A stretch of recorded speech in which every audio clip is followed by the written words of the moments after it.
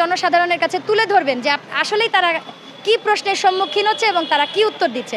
আমরা মাঝে একদিন আমি একটা খবর পড়ে খুব হেসেছিলাম যে আইনমন্ত্রীকে যাই জিজ্ঞেস করা হয় উনি শুধু হাসেন।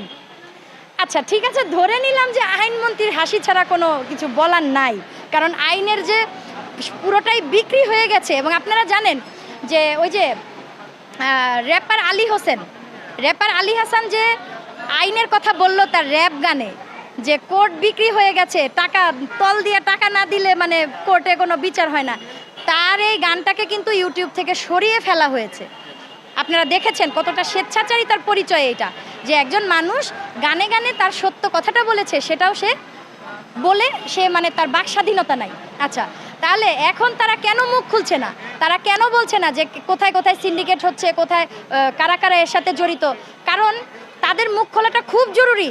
তাদের মুখ থেকে যতদিন পর্যন্ত আমরা এদের তালিকা